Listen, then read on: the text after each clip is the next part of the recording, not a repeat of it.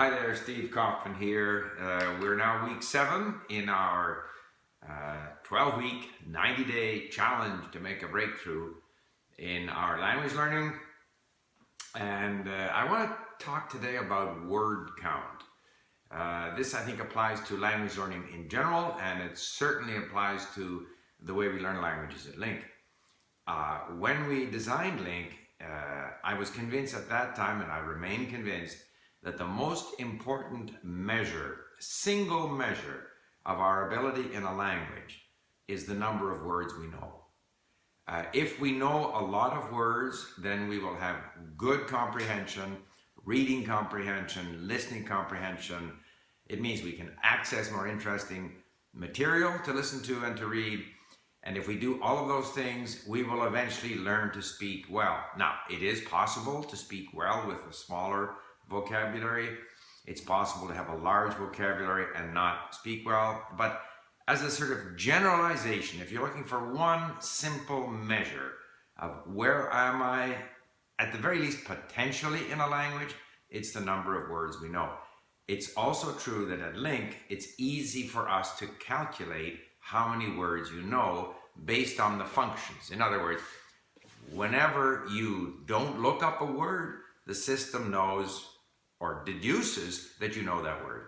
Or when you have moved a word to known, then the system says you know that word. Now, so therefore to me, my known words total in different languages represents a milestone. It's an indication of how active I have been in that language. How much have I read in that language? How many links have I created in the language? It's a key milestone.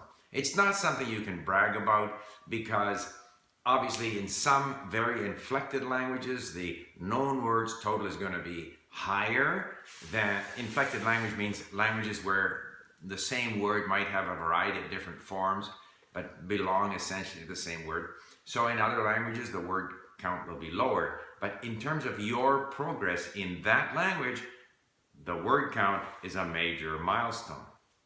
Now, people sometimes, and I should say, by the way, most of the words that typically we add to our known word count are not words that we have deliberately studied. Typically, these are going to be words that you know when you see them because you have seen forms of that word before, maybe a different tense of that word. You've seen different tenses in other verbs so that you immediately know what that particular form of the verb is. You can guess from context better. So there are a bunch of reasons why we acquire most of our words what I call incidentally rather than through deliberate study. However, we also acquire a lot through deliberate study, and you can look at your statistics to see how many links you have created, how many links you have learned, and compare that to your known words total, which is going to be much larger. Now, I often hear people say, yeah, but what if I don't save a word, or I moved a word to known and now I'm not sure that I know that word? That doesn't matter. It may have become added to your known words total, and the next time you see it, you don't know what it means. Very common. Happens to me all the time. I just save it again. The statistics adjust. So don't be hesitant to move words to known and then once again look them up so they're now on your list of links that you've created. In other words, words that you are trying to learn. You should, by the way, one way of acquiring new vocabulary, of course, is to go through the review process, and the system will gradually move the words along in status from 1, 2, 3, and then 4, which is a learned link or a known word. But you can also adjust them manually, and I tend to do more adjusting manually. I like seeing my yellow words in my text. And when I look at them and I feel very confident that I know the word, I'll move it along to known. In fact, that's one of the things I enjoy doing. I go through my page, which is full of yellow words. If I've gone through it once and I've saved all the blue words that I need to look up, so now I have a text which is heavy to yellow and white space, then I move those yellow words to known. And sometimes I move them back again. So, these are some of the ways that you can move your words to known. One important thing about the known words count is it's part of giving yourself signals that you are actually making progress. I think in everything we do, it's important to get encouragement. It's easy to get frustrated in language learning. You weren't able to say what you wanted to say, you forgot the word, and so forth and so on.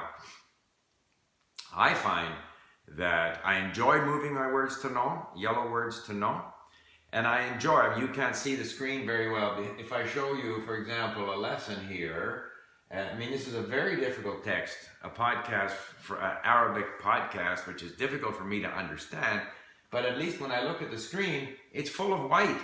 So that tells me, even though I'm having difficulty understanding it, especially when I listen to it, in fact, I have learned a lot of words. So it's a reminder that we are progressing. And one other thing that comes up when we talk about knowing words is people say, well, what do you mean by knowing a word?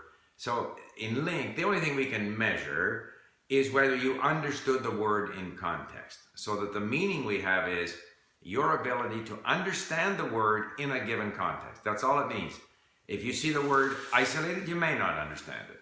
But in this context, in this lesson, you understood the meaning of the word. Probably. All right? When will those passive words, the word count, when will you convert them into active words, words that you can use to speak? I'm going to talk a bit about that next week.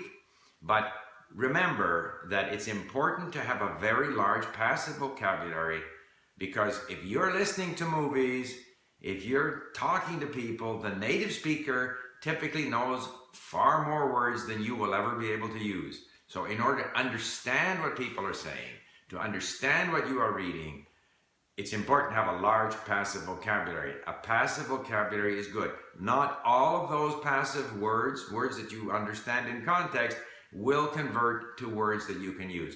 Gradually, there'll be more and more of them. But still, the passive vocabulary, the word count, is an extremely important measure of how far along we are in a language. And with a large passive word count, we can engage with much more interesting content, and slowly we will improve our ability to use these words. So pay attention to your known word count at LINC. And good luck in your 90-day challenge.